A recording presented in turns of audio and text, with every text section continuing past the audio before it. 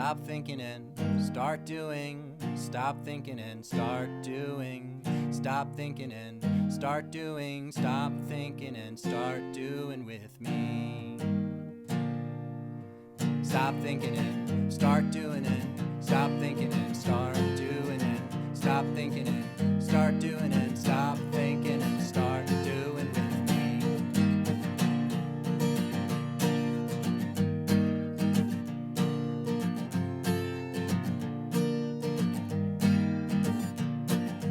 Welcome to the Stop Thinking, Start Doing podcast. We are a group of friends who share how we took action in our lives to step out of the thinking zone and into the doing zone. The challenges we face and the growth we feel, we are sharing it with you here and now.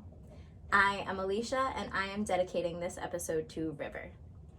I'm Erin, and I'm dedicating this episode to Dawn Marie. And I'm Mary, and I'm dedicating this episode to Sam. Miss you. Before we start, I just want to say thank you so much for the outpouring of support. We are recording this a week after our launch of our first episode, and I can't even begin to explain how much it means to all of us. The reviews, the shares, the messages from people who've listened and shared their takeaways, or the way that our words have you thinking. It has been such an inspirational journey, and I'm so grateful to be on it. We knew when we talked with each other, it was special to us, but I don't think any of us realized how special it was going to be for you guys to hear. So, yeah. Thanks for coming along. Yeah. So, Excited for this journey. Today we are going to be talking about the power of your voice. As promised. As promised. So, the power of your voice, right? What does it mean? We talked a lot about it last week, and it comes through with a lot of the stuff that we've been doing with each other for the last few months of creating that space and working with each other to be able to communicate from ourselves, let alone with each other, right? And just different things that it's opened up for us so that we could stop just thinking about things and start doing things for ourselves and for others. So one thing that we considered was talking about the difference between like sending text messages and then talking with your voice, and how you end up missing a lot of the context, right? You miss your tone. You know, if you're smiling, even if you can't see me, you can hear my voice that I'm smiling and I'm enjoying. And being educators, I feel like we have a unique perspective into how tone and voice can change things also with when kids have to read and, you know, reading with expression, you know, that's something that we always have to teach, but when it's coming from inside, how different it sounds. But then that also connects to our inner dialogue of who do we hear? How do you speak to yourself? Things like that. So, you know, with all the technology that we have so many forms of communication, but how are we actually showing up and talking? How are we using our voice for ourselves and for others? How are we making those connections in our communication, spending so much time on our phones that were created as a tool for talking? How much time do we actually spend talking on the phone? You know, it's now used as a distraction and as a way to remove ourselves instead of a way to connect. And actually being present in the And moment. actually being present, yeah. And the other thing that I was thinking of is the release of judgment about yourself that comes with fully accepting the power of your voice. And when you release the expectation of what, you know, you think others have to hear versus what you really truly want to say, that being a really guiding factor in what brought me to here right now. So I'm thinking about in my brain, both of those things combined, right? I'm thinking about, how silly. We have 3 phones set up across from us right now recording, and I'm staring at them thinking about the times when I would be on the phone in my kitchen in my parents' house that once had a cord, right? But how when you wanted in the to late 1900s. in the late 1900s, yes, I would sit in my parents' kitchen lit by candlelight. Just kidding. But attached to the wall. yeah, attached to the wall. But how you were sitting in one place, and really your sole purpose was to be on the phone, and your physical range was so limited because you were attached to a cord. But how in those moments, really, I felt that things I was saying then on the phone with friends, etc., was more genuine and thoughtful because all I was doing was talking and listening. And I'm thinking about the last conversation I had on my cell phone was today with my mom, and I had my AirPods in and my phone was down, and she said, "Hey, what are you doing?" And I was like, "I'm starting laundry, I'm doing this, I'm running around." It's just multitasking. And now it's multitasking. There's a benefit to that, sure. Multitasking is probably one of the many reasons our world is still spinning, right? Because of everyone's ability to multitask. But I feel that we as humans disconnect from that ability to just be present and just listen, and then be able to respond authentically as opposed to responding quickly and then coming back later, "Oh, that's not what I meant to say." But our conversation is over, but this text exchange is over, etc. So that's when you were mentioning phones. That's what just came up to Do me. text message conversations ever actually end? No, though? they don't. And But you then just assume that you're available 24/7. yeah, that too. Yeah. That Right. too. Or sometimes when you get a text message and then I feel like I must respond because the conversation was initiated. So They're just waiting for. they're waiting, and I don't want to be perceived as X, Y, and Z. Yeah. So I'll choose to not authentically be myself and either choose to respond later or read and not respond or not even notice that it exists because maybe you don't get notifications, right? And then that level of engagement and how these are all great tools, and learning to be really mindful of those tools because it can help to trip us into our inauthenticity. Yeah, and I think what I was gonna say off of what you were saying about the exchange is like, who are you saying no to?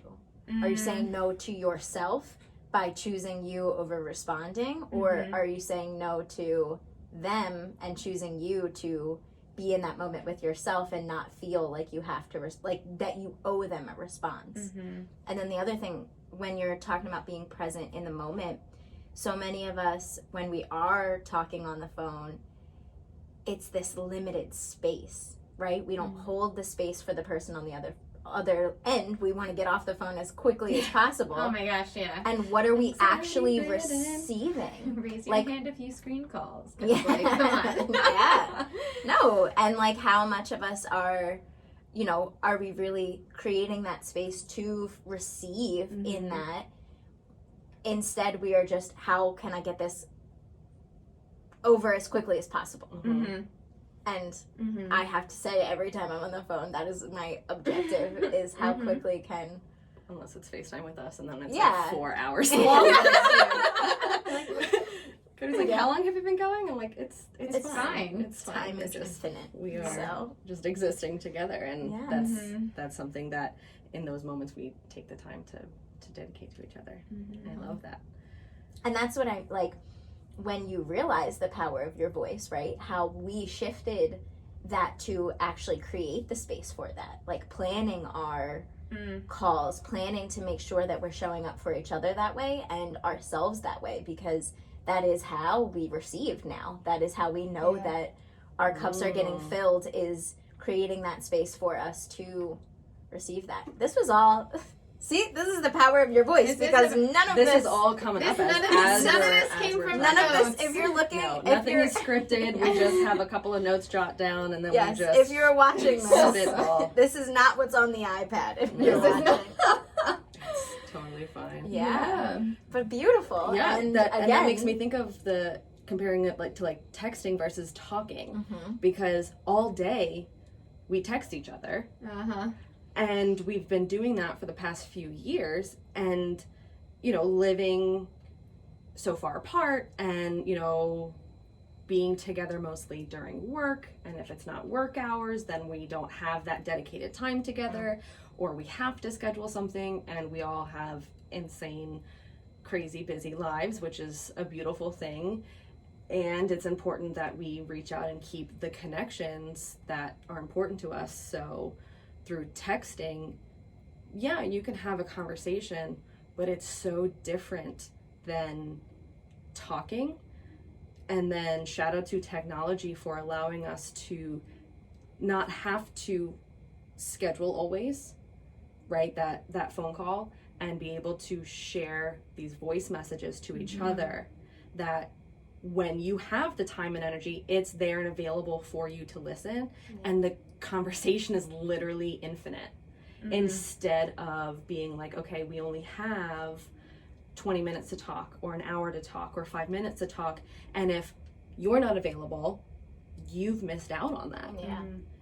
And we don't have to experience that anymore. And I feel like that has what opened up so much for us to support and be here for each other. Yeah. So I just want to clarify, Erin is talking about Voxer. So that is the app that we talked about in our first episode, of really finding a tool that allows us to freely flow with our dialogue with each other, and also allows all of us to show up when our energy is able to receive those messages, and also when we are then able to respond back, because those messages save. So we talked about this last week of Voxering with your best friends, because Voice message app. literally so much unlocks. And I want to say shout out to JB, Jessica Battle, Our girl.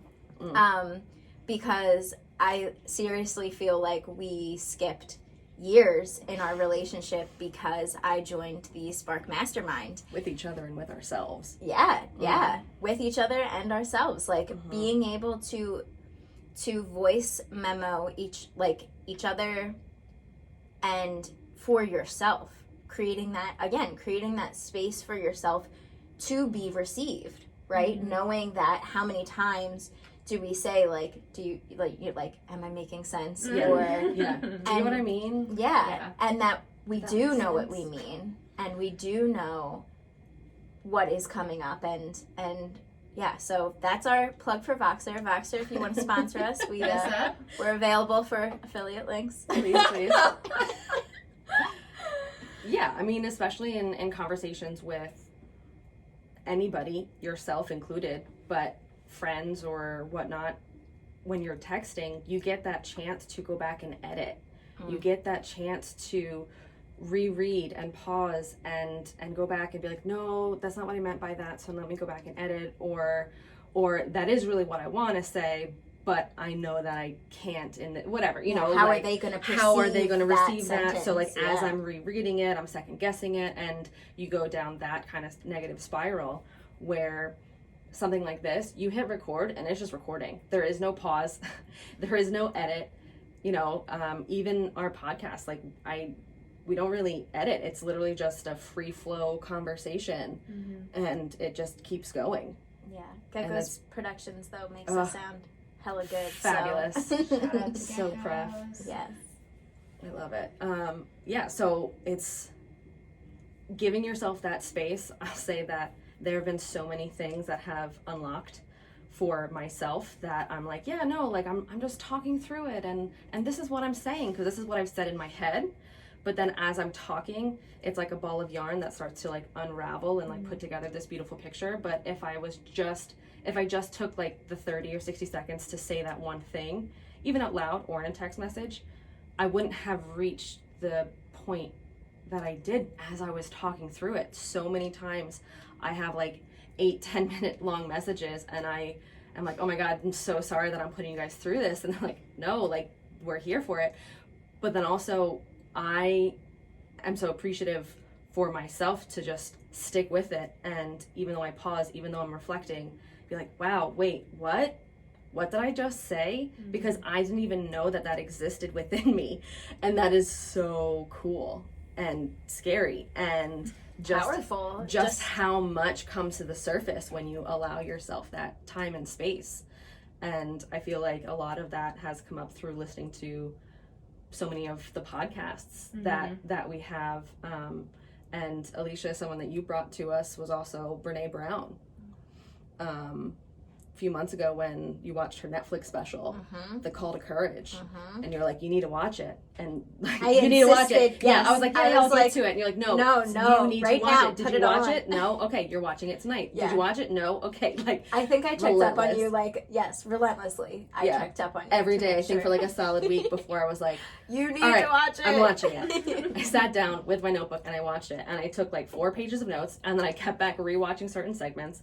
I paused it, had my husband come sit down and watch it with me, and just her whole message has opened up and allowed us to grow so much. So we say, you know, unlocking ourselves, and this unlocked for me. And one of our favorite podcasts is Brene's Unlocking Us on Spotify. So she is awesome. She's been guiding us on how to show up vulnerably and with each other, and, you know, daring greatly and truly answering the call of courage. Yeah. And I'm excited for We it. say, what would BB do? Mm. What would Brene do? Dr. Brene Brown. Yeah. And that's, I feel like, the biggest thing that I have taken away from her was that she says about, like, putting courage in the, like, passenger seat with you. Like, you don't have to, and I talked about this in my YouTube video about fear, is like, you don't have to be fearless. You're allowed to show up with fear. You're allowed to show up scared. What matters is that you're showing up. And, like, I feel like so much of that has come from, like, learning that about myself. Like, that you can. Because so many times we think, you know, especially being a perfectionist, right? Like, how often... Yeah. Yeah. Ugh. But how often you think something has to look a certain way before you present it, or sound a certain way before, like, I remember one of our most powerful conversations happened a night that I think you started with, like, I'm not sure how this is going to come out, but I feel like I need to just say it. And you just started talking, and that was, yeah. When was this? That was when we decided that we needed to have after school programs. That was that night.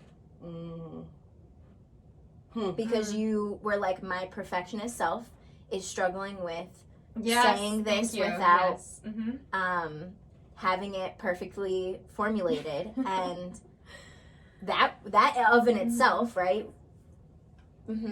Yeah. Whoa. Yeah, that was that night. September 30th, you mean? That September September 30th. night? Yeah. Big night for us. It's fine. Very big night. Something that's interesting to me, and I'm linking this back to Alicia, like you just talked about fear, right? We don't have to, Dr. B has encouraged all of us, right, that you don't have to show up fearless. You show up with fear, right? And you continue, and to link so many other things together, right? You do the next right thing for you to continue as you have this thing in your passenger seat. And something that I think is really interesting is you're talking about fear, and we're talking about the voice and the power of our voices, and something that links together that I think is very common is fear of public speaking.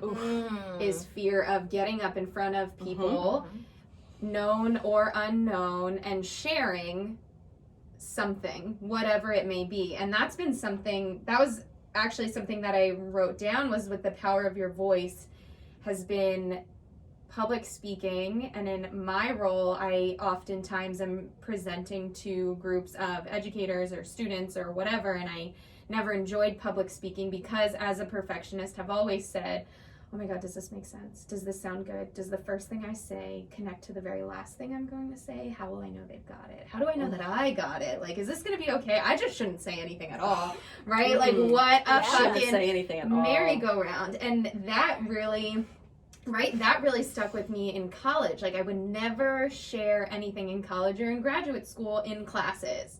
I would have thoughts, and I always shut myself down because I don't know, I'm fearful that what I'm going to say might not make sense, and I'm fearful that it won't be received. Is this the right answer? Which is a whole other thing. Oh God, is.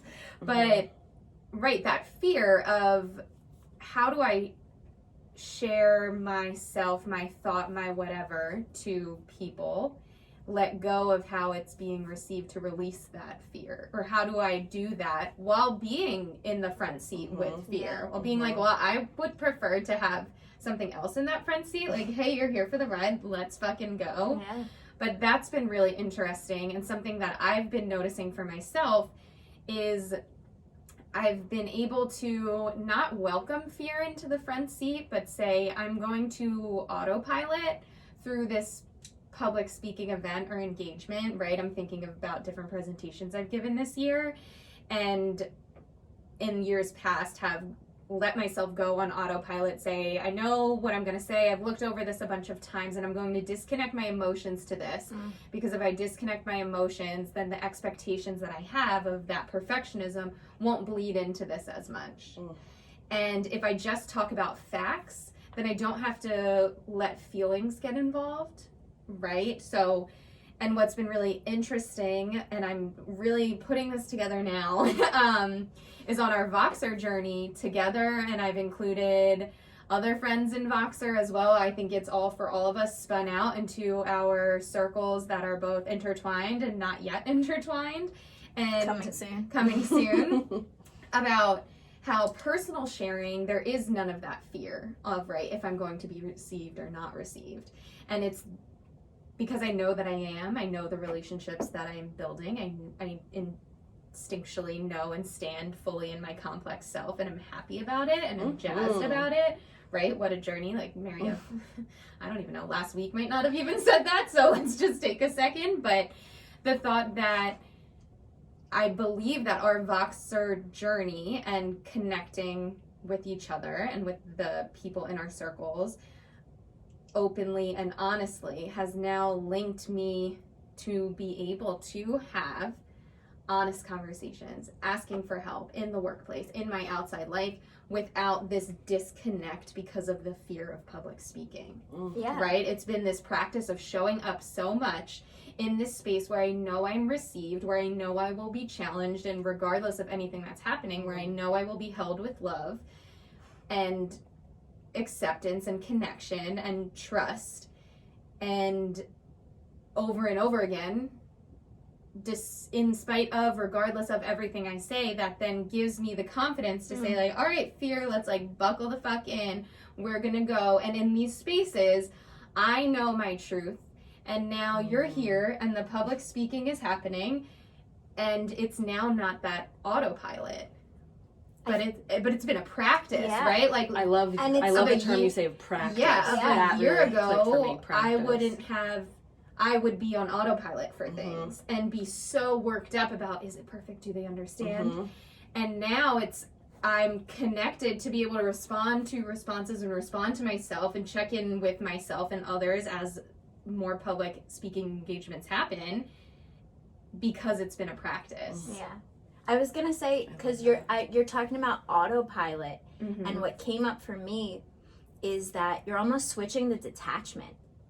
Like, yes, first you were detaching your emotions from it because you were scared of how you were being received, and then switching that to the detachment being, I don't care how I know what I'm saying, and if they are choosing to receive it, they will receive it. If they are choosing not to receive it, that is on them. Yeah. And flipping that, yeah. And it's so interesting because I wrote down fact versus feeling, how I felt in public speaking moments. I could only give facts and I had to detach my feelings. And now, and how we talked about this was our first episode of And. I thought that fact and feeling in regards to our voices couldn't coexist, that they were mutually exclusive.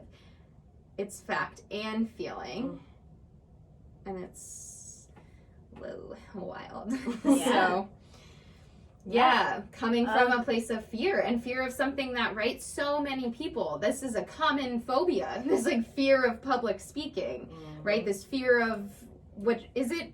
And yes, it is the fear of public speaking, and I'm sure the fear of how we're perceived by others, and the fear of perfectionism and making mistakes, and all of those things.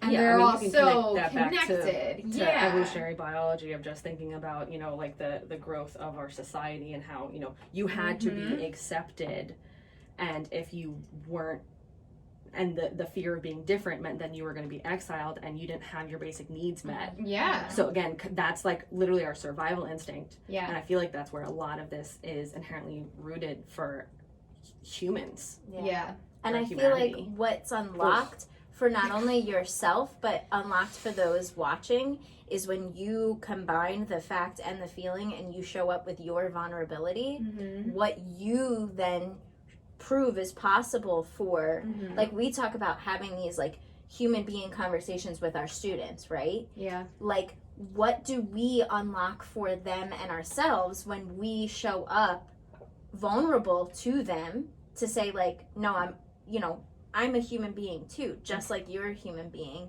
And what we show, and especially like, you know, like I'm gonna have to present at this next faculty meeting, and I have so much attachment. The to timing of this is very Yeah, interesting. Yeah, and to know that I know what, like, me a year ago would have been like, no thank you, like I cannot stand in front of them and talk about especially something that I'm so passionate about. Because again, how it will be received, and if it's not received, Yeah. then everything that you put your heart and soul into just doesn't matter anymore. Yeah, right. Because that's the perception. And releasing that and being like, Like you no, said, I get detached from know, that. I know what I'm doing is meaningful and what is going to come from this is meaningful, and I hope that you're on the same team with me, but if you're not, the boat's still going. We're like, so. Sailing on adventure in the deep. Yeah. So much. Yeah.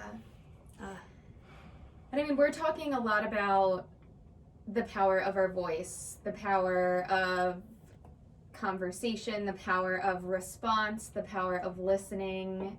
All of that's intertwined together. And I think another huge part of the power of our voice is the power of the choice of when we use it.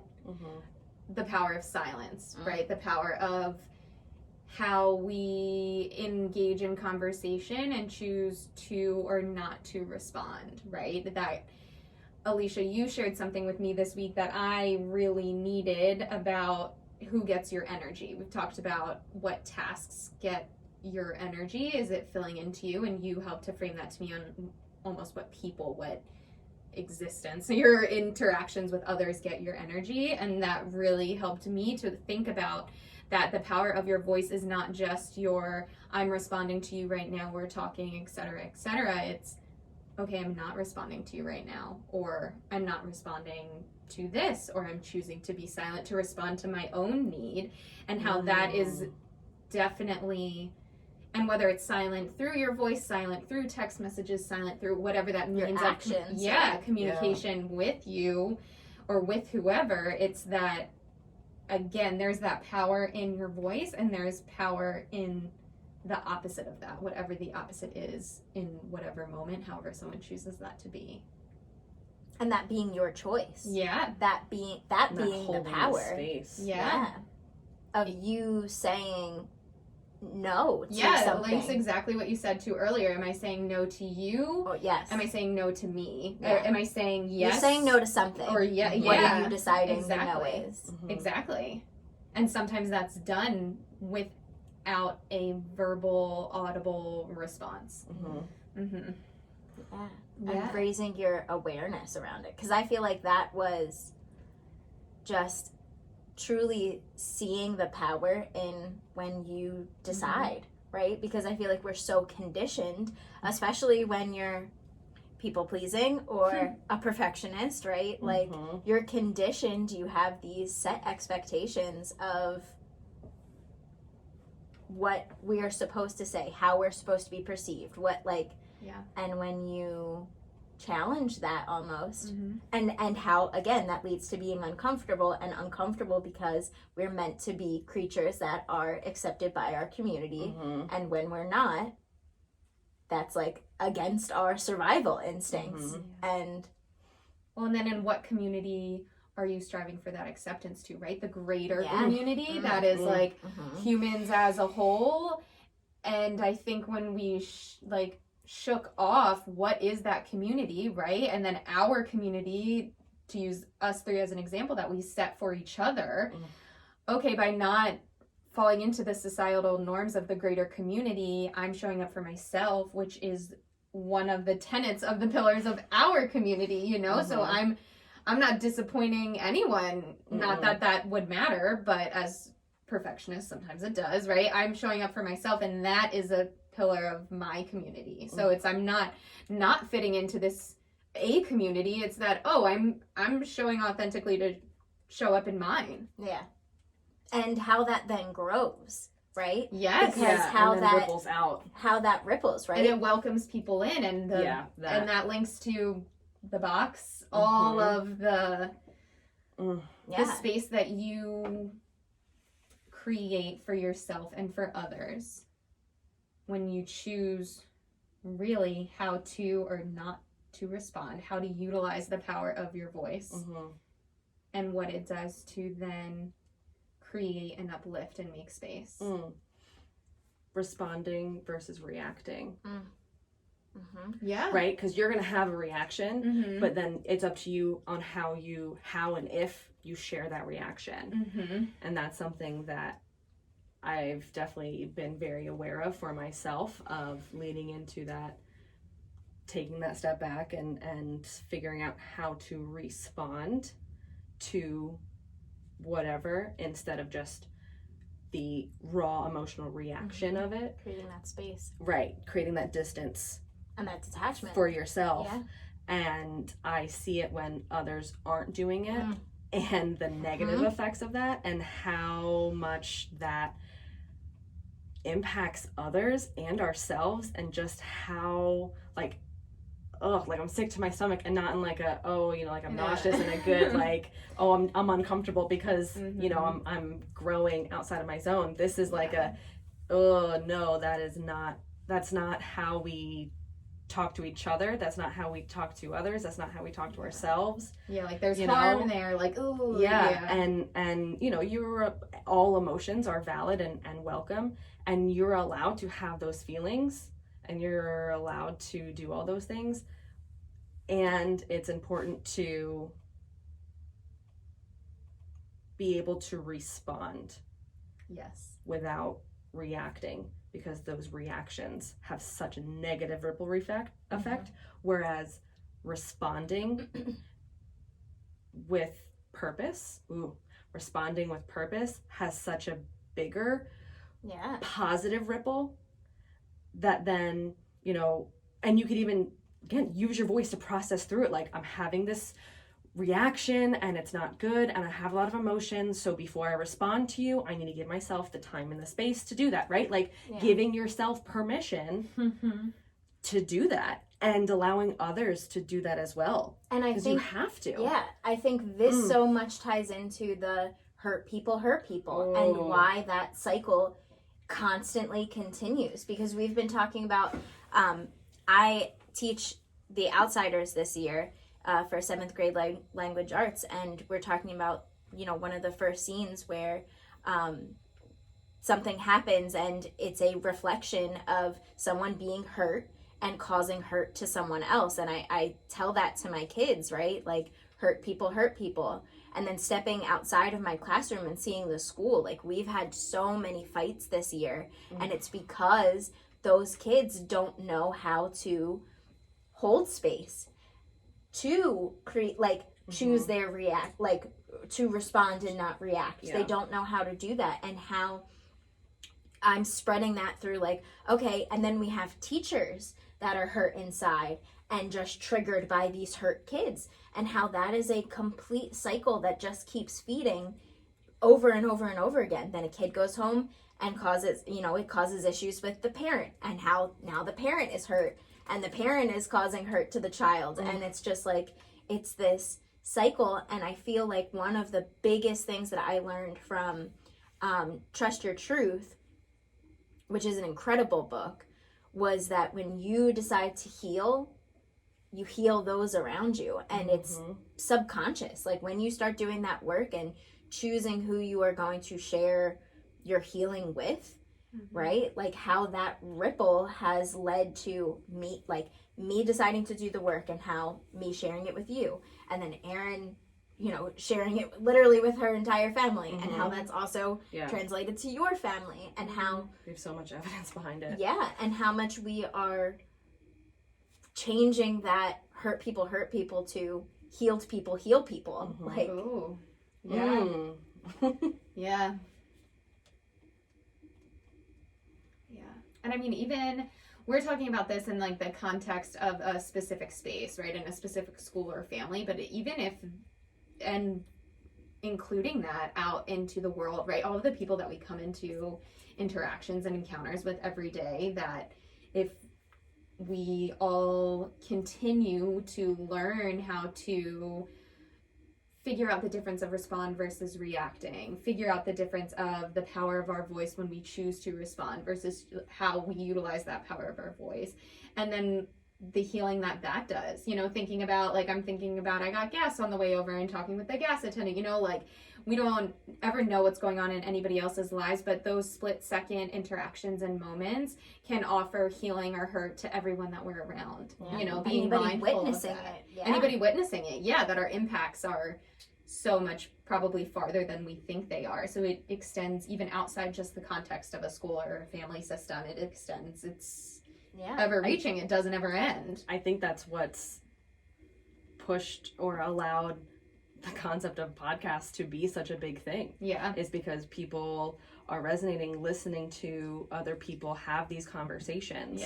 Right? Like, something that I've noticed personally is I enjoy more and get more out of when I listen to specific shows that do conversations rather than just like one person sharing out loud. Like, obviously it's nice to be able to hear that. But for me personally, like, I really enjoy hearing someone else synthesizing it and reflecting it back to them, or adding to it, or reversing it, and, you know, like showing another side to it, or whatever it is, right? Again, have the purpose of a conversation. So, and just listening to others have these conversations, and just how much, again, you get that practice of the power of your voice, even when it's not your own voice. You can listen to others and hear that and be able to do all those things. And I feel like that's why we're here, because we started to understand the power of our voices through listening to others' voices, and was like, all right, how can we then contribute to this global conversation? Because that's what it is. And I love that.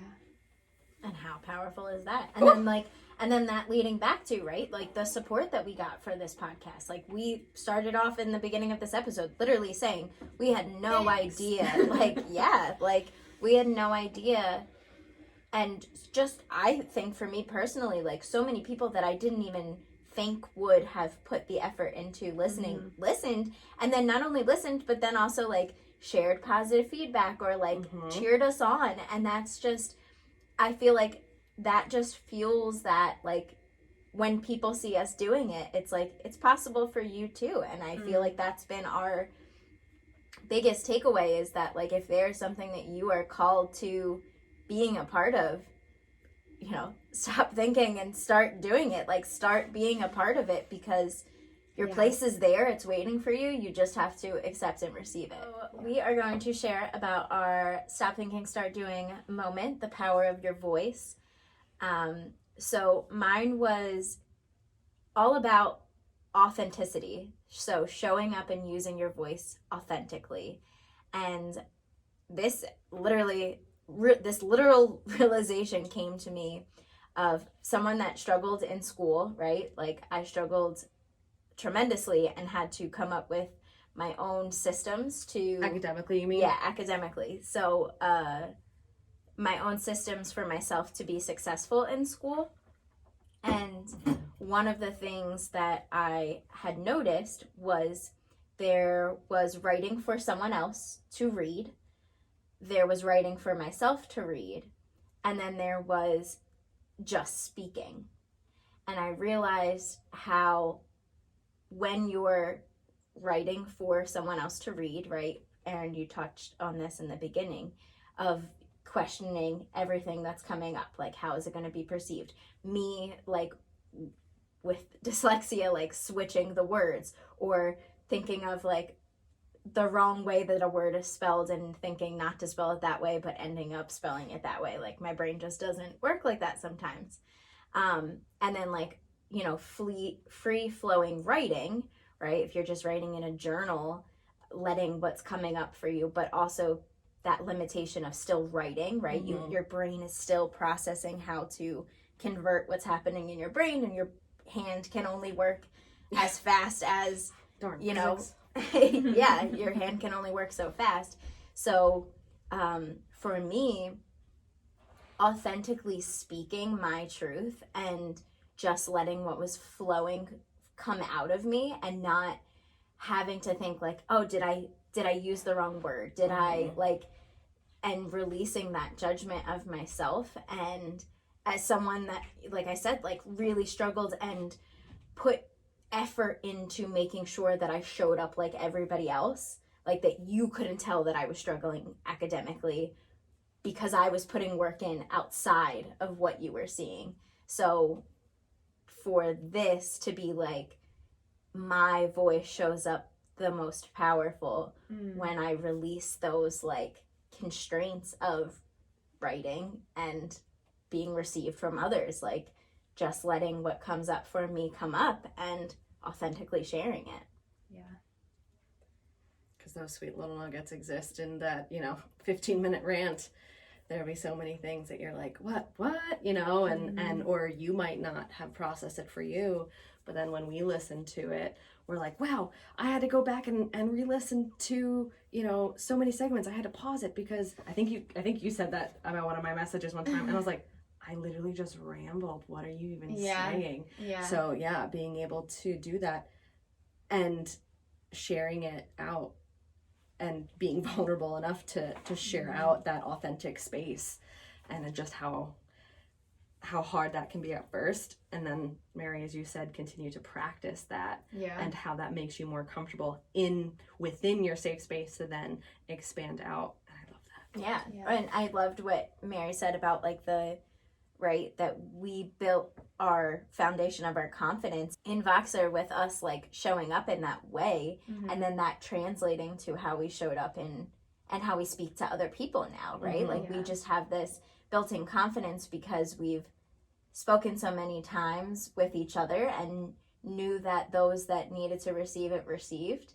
So having that literally leak into other conversations that we have with other people, because I have to say, like, I have more authentic conversations not only with my students but like other people since doing this work of like, okay, I'm gonna say this, and you know, you might not agree with me, or you might not feel that, you know, I'm right, but I'm not here to be right. I'm here to be me. So yeah, something that is sticking up for me, Alicia, as you're saying that, is that, right, your most authentic, powerful self comes from speaking, and how all of the outside work and processing you were doing with the writing or the reading of something else. And I'm thinking about how at the very beginning of this episode you wrote something to read aloud to us, or to everyone, right, to be produced to the world.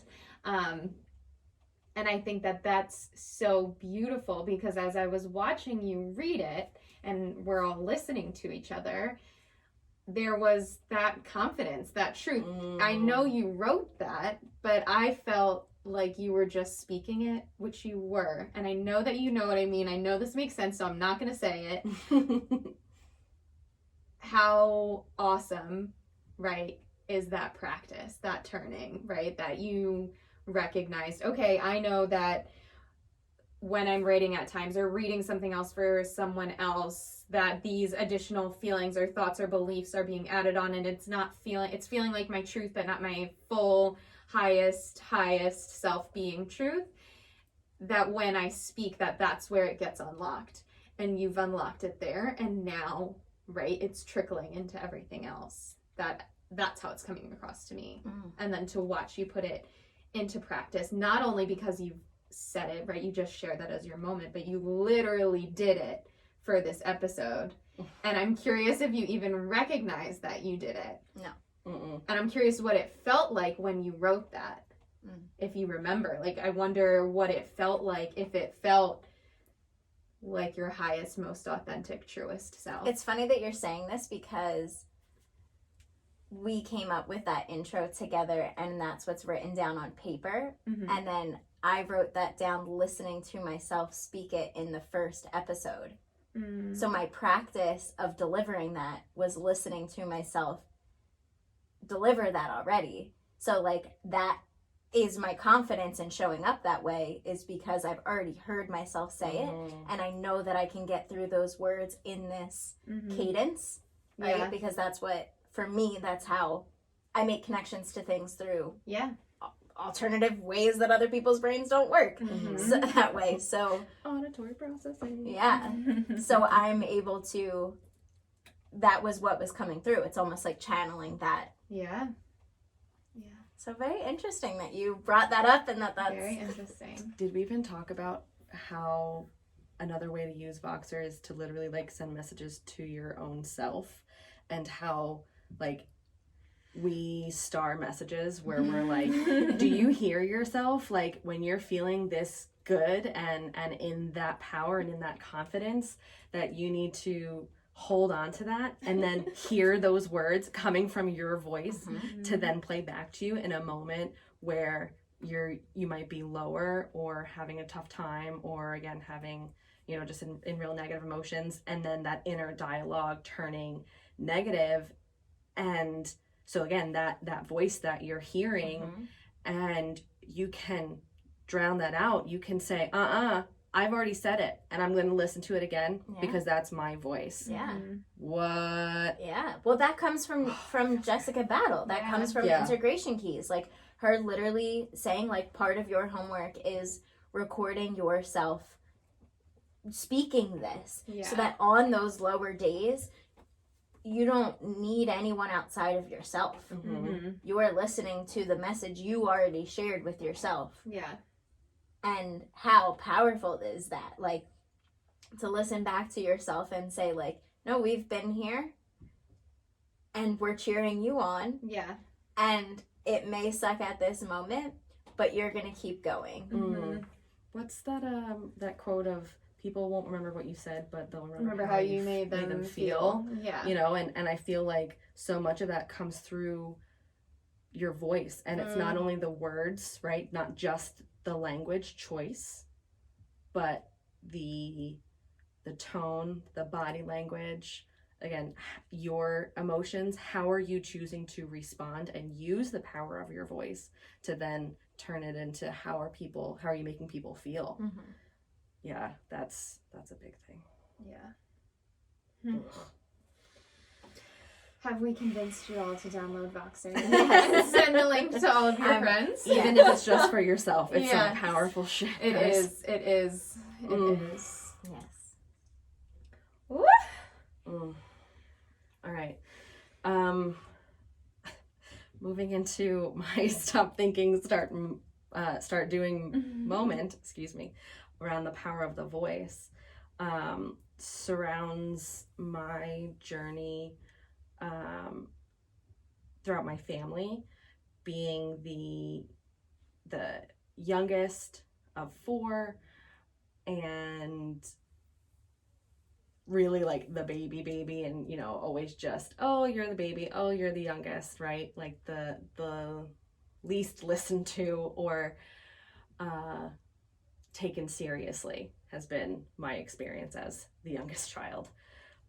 So a few years ago, when things came up and my mom got a cancer diagnosis, and she looked to me, and in private moments that we shared, she asked me to be her voice to the family, because she was always the one who gave and gave and gave for anyone and everyone in all the ways and more than she could. And I was just so proud of her for asking me to be her voice and to help set her boundaries to the rest of the family and to vocalize her desires and wants and what she needs and so on, which was so awesome for myself because I'm so much more open to helping others before I help myself. So that was a big thing. Like, yeah, of course I can do that, you know, like, but having her ask that was really awesome. So I did that, right? And I finally felt, you're saying, the courage and the confidence and the bravery to be able to speak up to my siblings, to my other family members who, for the most part, still are like, you know, you'll always be 7 years old to me. And I'm like, okay, that's great. But, you know, I'm now like in my 30s. No, no, thank you. I mean, I guess at that time I was still in my 20s. So, you know, I still didn't feel like I had a seat at the table to allow my voice to be heard. And that opened up the door for me to give me no other option. Like, I had to do that. So I did. And that was really empowering for me, as well as throughout my mom's journey. So then I feel like I just want to say, yeah, mom told you to pull up a chair at the table, like invited you, like, and said, like, and pull up a seat, you know, you're now at the table and your voice, like, I need your voice. Yeah. And how powerful that is to talk about, and then, you know, how that has led to you continuing to use your voice and using being it at the table for me as well, you know, like, yeah, that I love that. Thank you. So yeah, so that opening the door for, again, I have no other option than to say yes and do this, which I happily did.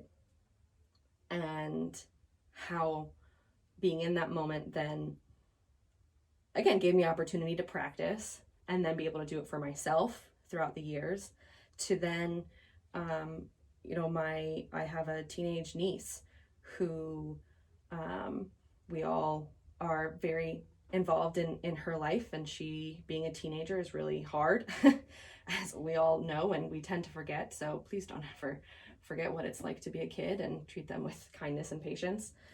And treat yourself that way too when you're working with children Everyone. and yourself. So again, we're all really involved, and she's going through some tough times. So I saw that it would be beneficial to have what I called a family meeting. And so I took some time to reach out and to organize just the timing, and literally just sitting at you know, my brother's table, sitting all around, you know, sitting at the table. Alicia. I know what I said. Oh my God. I know what I said. Oh my God. Okay. So we have this first family meeting of just sitting around the table, and, you know, and being like, you know, and I was the facilitator, and I, you know, came in with like an agenda and with like, here is everybody's roles, and, you know, what else would anybody want to contribute and add, and really led everyone through that. And that was so empowering, again, doing it for somebody else, but in showing up for me and feeling like that was really the first time that I was seen and heard, and what I had to say mattered and was impactful. And the reception that I got from my family during and after that was like, what? Like, who are you? I'm like, guys, this is who I've always been. You've just never given me the space or invited me to the table. Yeah. Fuck. Okay. Yeah, to show up as your authentic self with your authentic and I'm like, this is what I voice. do. Like, this is my passion. This is what I do with my kids. This is what I do. And they're like, okay, all right, you have something. I'm like, thank you. Like, again, I didn't need their external validation at that point, but it was We so used to, though. we used to. Oh, we my needed that God. external Because validation. I was like, is this okay? You know, are you gonna let me do this? You know, is And this being how you would have self-conscious, done it? yeah. Does being this make sense? Does this make sense? being self-conscious the entire time you would be delivering it, and then Mm. how that would show up in what you're delivering versus Detaching, right? We Yeah. talked about it earlier. Oof, blah, blah, blah. That's crazy how that connects, but right, Swirling back detaching around. and going Jeremy Bearimy All this the way shit, but back. like going back to, right, like I'm just gonna share the fact, or like I'm gonna detach so I can get through this and not Mhm. let myself be in there emotionally, and then Mhm. that's not connecting. Yeah, and now Yeah. how it's rippled out over the past almost year Yeah. of just seeing, again, the language that I choose to use to myself and to others, and how much my family's picking up on it, and then mirroring it back to me, and then they're growing and we're having conversations and saying things and treating each other in such a different way than I had ever expected. And I am just so appreciative of this journey of that it's been. Again, it's never easy, you know, but it's definitely worthwhile. yeah. And I think that goes back to the healed people Ugh. heal people, or Mm. those Mm. you know trying to heal Mm. heal others. Like yeah, and how you do for yourself, right? What everyone's seeing, like how we talked about, like this global idea, they then feel the comfort to step into their communities, right? Mhm. And stand up on that box, that thing, and create the space to help bring other people up, That. which is Mm. amazing. Mhm. Amazing. My stop thinking, start doing moment, I would say synthesized into my reality. So I'm sure that I had the moment with the power of my voice previously, but it's felt most salient to me this week, as someone who really just has worn perfectionism as this badge of honor that's also like a scarlet letter. Like, I'm a perfectionist, but I hate this, but I am, and that's great because I do good work, but wow, I feel awful. Oftentimes has led me to choose, when I'm need something, to choose to use my voice in silence. So instead of asking for the help that I need, I muddle through, I buckle down, I hold on tight, right? I white knuckle, and it's a whole other direction we could go, but I white knuckle to say, like, okay, I can do this, which then reinforces when I do this, because I don't give myself any other option, to then, okay, there are these insanely high perfectionism standards that I hold myself to, and look, I met them again, so I must only be able to do this myself. And this is the story. This is the story that's being confirmed and proven over and over and over again. So that's been a narrative internally and externally for me for a very long time, that I am working on accepting and releasing, that it doesn't have to continue to be the narrative. So there was some difficult things that were coming up for me at work this week, and I was going into some conversations feeling uncentered, and like I wasn't going to be able to show up authentically as myself, knowing that I wanted to and needed to. Knowing that I needed to, but I also wanted to. And I am super, super grateful because Erin and I work in the same building. And oftentimes when she's teaching, I'll like walk by, and I don't know if you've noticed, I've been flashing you the I love you sign. Yes. So I'll flash the I Yes. love you sign, or I wave, or I just like stare awkwardly and do a little dance and walk away. But when she's I just teaching, reply with like finger guns real yeah, quick. you finger gun back really quick, and it's great. But I never want to walk in and interrupt. Mhm. Oh God, because I probably don't want to deal with what that perception of me would be from others when that happens. Mhm. So I walk by and I keep it moving, and I was getting ready to go into something, and I knew that I needed support, and as someone who very rarely asks for help and is doing it more so, but it's definitely uncomfortable, I just took like a set of notes that I had, and I walked into Erin's room, full group of kids in there, like packed classroom, she's in the back, and I just walk in, and she's talking with a student, and I'm just standing there, like, expectantly. And I said, I have this thing in 5 minutes. I need to run this by you. Really just saying, I need you. And she's like, yeah. And we talked for 2 beautiful minutes that I needed and got a hug and then went back and was able to show up truthfully and honestly like I needed to and wanted to. And the narrative that I've been noticing changing for me, but did change in that moment, was when I was like, oh shit, that changed, was that I can ask for help. I had to accept that I could ask for help, because as I'm walking to your classroom, I was like, I'm asking for help. Okay, cool. And then standing in there and then getting clarity on that, right? Being able to ask for help and give clarity on what I need, which is, I need to run these ideas by you. Here are the points, you know what's going on with me. Is there anything that I need to add that you think that I'm missing? Give me your thoughts. Like, we have this 30-second moment together. Allowed me to then open myself to receive support,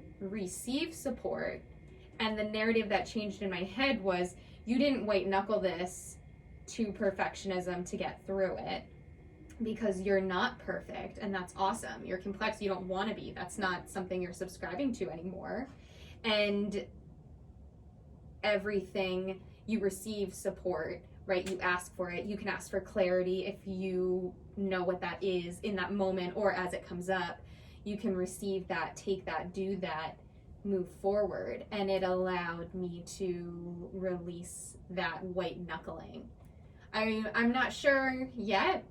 Out of all honesty and transparency, I'm like a white knuckler at times, and I'm not sure. I was like, oh wow, hands relaxed. I probably went from like, I'm white knuckling to like, I'm in a light, I'm in a lightly clenched fist that if it hit anything, it wouldn't hurt, but it would just be like there.